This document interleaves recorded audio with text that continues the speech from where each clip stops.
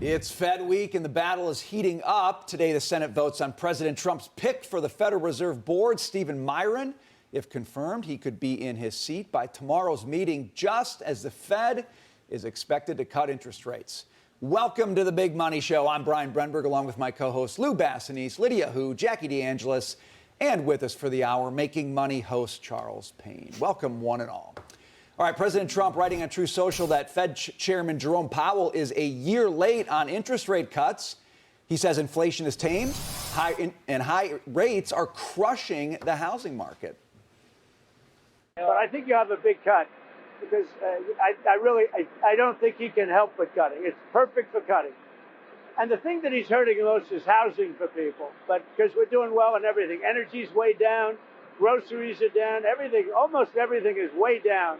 But housing, because of the Fed, is not what it should be. Okay, but it's not what it should be. Meanwhile, the administration has gone back to court pressing its case to fire Governor Lisa Cook ahead of this week's meeting. So the economic stakes are high. The drama could be even higher. Charles Payne, I come to you on the drama. You're kind of the guy who's always got the good literary reference, maybe a little Macbeth in there. I don't know. What do you think about what's going on with this week economically and with the whole Lisa Cook thing? No, it's absolutely phenomenal.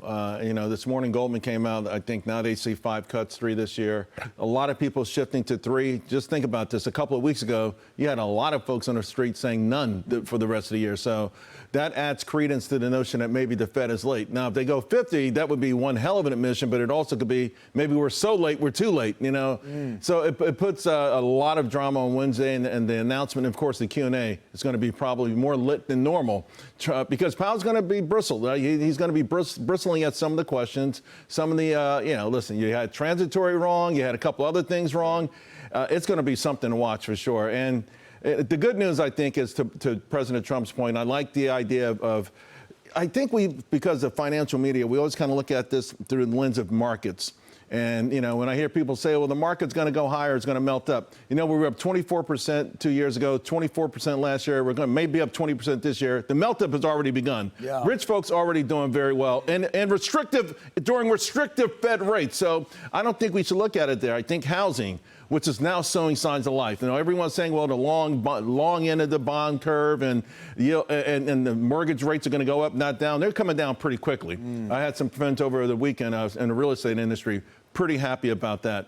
Small businesses, you saw the NFIB last week, small businesses, and of course, medium and middle and small income households. Right. So I think that should outweigh anything else right now. Well, the president's definitely talking about housing, Jackie, although, I don't quite know how to read it because rates come down, and I think everybody wants to see rates come down. But the question is, what does that do to prices? Because affordability is a conversation. I don't know. Here's the one thing, though. 500,000 more houses for sale right now. No, there's a good inventory story. Right. Yeah. So, 101, more things to sell, fewer buyers, prices started coming down. And they have come down. Case-Shiller, they're down 4 months in a row. So they are coming down. 39 out of 50 metro cities. What do you think, Jackie? I think that's part of the equation. I also think that when people look at how much home they can afford when they're financing, it's easier to sort of finance a renovated home, for example, over a long period of time versus buying the unrenovated home and then having to put up the cash to renovate it. So people look at the cost of financing depending on what the rate is in that way. But I think prices, because of the inventory situation, are better. President Trump saying if we get the rate cut that he's looking for, all of a sudden the housing market will be on fire. And listen, I think there's a compelling case here with the jobs revised data that we've recently gotten, where the jobs numbers and the labor market trump the inflation numbers right now, which are still under control. So if Jerome Powell wants to still speculate that this inflation boogeyman is coming, he can do that. But he's really not just jeopardized the economy to a certain extent. He's really jeopardized his reputation. When you called it transitory and you missed the mark, when you cut rates before the election and then not when you were supposed to after, when the data supported it, you make yourself look sort of silly. I just want to make one note on Lisa Cook and this Fed meeting on Wednesday. At a corporation, when you get fired, they come, usually, they'll take your badge, they'll tell you to pack your boxes, and security will escort you to the front door. If you keep showing up for work like you work in that place, they will call the police and say that you don't work there anymore. I mean, she has been fired. The fact that they're prolonging this in the way that they are and making grandstanding of it. I just think, again, that's harmful for the Federal Reserve, even though they think Lisa Cook will save independence and save the world. So, Lydia, let's stay on this because she's saving the financial world.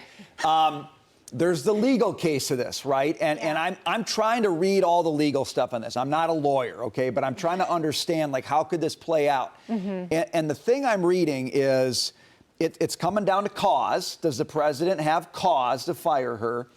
And if he does, even if he does, because it's not at-will employment, it's cause, does that mean some kind of process has to play out to determine whatever that cause is? My point being, more time has to elapse before she can actually be fired than just being fired like that. What do you think about it? That's certainly the argument that Abby Lowell, her lawyer, is advancing, saying that her due process rights have been violated. And I just want to say, as I'm thinking about how to respond to your very good question, I can't help but picture Lisa Cook dressed up as a superhero, Jackie. Now she's coming to save the world in some type of like Wonder Woman cape or something like that for the Democrats. Economy woman. Yeah, exactly. I do want to say that the Trump administration filing their briefs over the weekend, making some really strong arguments. Think about it like this. What is the greater harm, which is what the courts are supposed to consider when they're granting an injunction like this to keep her in her job? They have to balance the equities. They also have to consider not just the irreparable harm for Lisa Cook, but they're supposed to consider the public interest here. And the Trump administration is really hammering this other point that it seems like the lower court kind of ignored here, which is, isn't the greater harm and the risk to the public interest keeping a terminated governor in her public role to continue voting this week? Isn't that the greater harm that they should be concerned about? With that being said, do I think that the appellate court now is going to say, Lisa Cook, you're out, you're bounced, lock the doors, Jackie says we're going to call the police? I would not necessarily put my eggs in that basket because on review, the appellate court standard of review on evaluating the granting of the stay is very high. It's the abuse of discretion level. And that is just, the Trump administration is up against a hard hill to climb on this regard. With that being said, Lou, maybe you can comment on this. I have been looking at the markets like we all have, and it seems like they're churning at highs, right? And it seems like they're not really worried about what's happening with Lisa Cook at the moment. So maybe this is kind of no big deal for the moment. I do think as this plays out and we get a broader definition on what for-cause termination means, you could see the markets react to that because as Trump is, many would argue, rightfully opening this door, it is a door that remains open for all future administrations to use as well. Yeah, so I would say with or without Cook, we're getting a cut. Whether it's 25 or 50 is up for debate. I think it's going to be 25. Seems like the market's leaning much more to 25. It's 25 because Charles put his finger on it earlier. You got cut 50 now. You're communicating. You're way behind the curve. There's a potential for misinterpretation. There's room for a 50 basis point cut. The formula is you take the 1-year Treasury yield and subtract out of it trailing 12-month CPI. So there's about 60 basis points in there of wiggle room that the markets can absorb. But to your question that you asked, when we get a rate cut within 2% of all-time highs and or with 4 months in between the last hike, 100% of the time, the markets are higher 12 months down the road. So it's a foregone conclusion that the market's going to react positively over the longer term to this. Sometimes there's a little digesting that happened in the first 30 days, but the markets are trading based upon fundamentals, earnings, right? Housing, I still think, Charles has said this adamantly, this is the affordability issue, is something that's not part of the Fed's direct mandate. But whether they like it or not, how they affect and impact housing positively is how they will be judged on managing policy. You know, so we talk about the markets, and rightfully so. We care about what's going on in the markets. We see markets hitting new highs. We think about whether interest rates are going to affect that. But on the housing piece, on the affordability piece, Charles, I'm coming back more and more to the labor market now. Every day I'm sort of encountering new data to suggest we're just a little shakier on that front than I thought the day before. And so I just wonder is this interest rate cut going to be meaningful, do you think, in terms of the story of jobs in America? Because that's going to have a huge impact on the housing market. You don't buy a home unless you feel like you're in a position to be able to pay the mortgage, right? What do you think about that? Not initially. That's why there will be a series of hikes and cuts, rather. and I think that's why. I know, right? You just gave Lou a heart attack. Don't do that now. It's a Monday. I'm out. I think that's why Goldman went to 3 and others are starting to jump on that bandwagon as well. There have been signs of cracks in the labor market for a long time, depending on what data you use. Unfortunately, the Fed didn't use the right data, and they still refuse to. And Jay Powell's been pretty, he's defended that. This is the hill, one of the hills he's willing to die on, unfortunately. But it's sure after Myron's confirmed that maybe that would be inconsequential, right, going forward.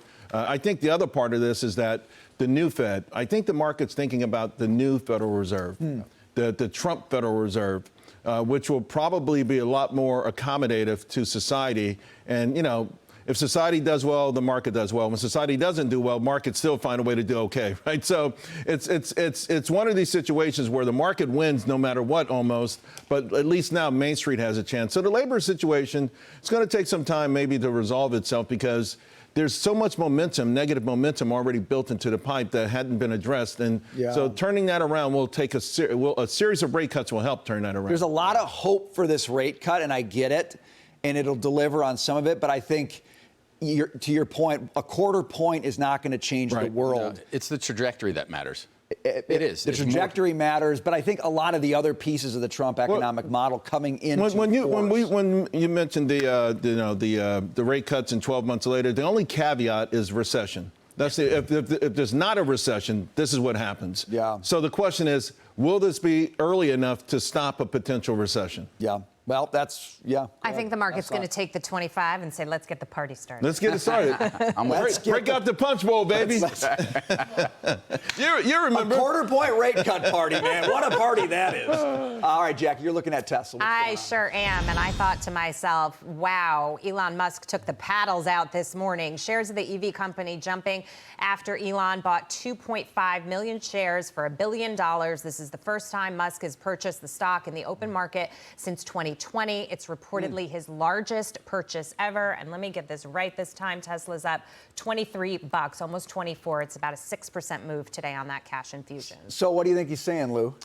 Well, listen, Peter Lynch said it early. Insiders sell for a lot of reasons. They buy for only one. They think the price is going up. He's betting on himself. He's betting on the future of humanoid robots, on electrification, on storage. I've been a Tesla, let's say, pessimist because of valuation alone. I don't want to bet against Elon, though. He's got a few billion to spare, though. I would just argue, is he doing this? Does he really believe it? Or is he doing it because he feels like the market needs to believe it? Well, I mean, he could do that with, $500 million. $1 billion is a testament and a statement, loud and clear. We're headed higher from here. Market's starting to respond in that direction. Charles, what do you think? My subscribers are long. We're up 27%, and I'm loving it. And by the way, the stock was looking like a screaming buy before this news, right? Just from a technical point of view, it looked like I can't think of any technician that didn't think this was a buy over the last week or so. And to your point, $700 million for him is not, it's really, I hate to say it, but it is the proverbial drop in the bucket, right? I mean, if he bought $20 billion, if he bought $30 billion, even that would be a small fraction of his fortune. It's good news. We like insider buying, but it does matter more when it's more of a bigger stake. Like when the CEO came back to United Healthcare, and that guy bought like $25 million. That was a bigger buy signal because he's not worth gazillions of dollars. I know $1 billion just doesn't impress me anymore with Elon Musk. It's like me buying a sandwich. It's just not that impressive. A burrito. You like to see buying in clusters, right? So not just from one executive, from multiple executives. So if you see other executives start stepping up to buy as well. By the way, executives there have been selling, so that's a great point. And again, they sell for different reasons, but there have been a lot of insider selling that people picked up on the last 2 months. Well, we'll watch the story.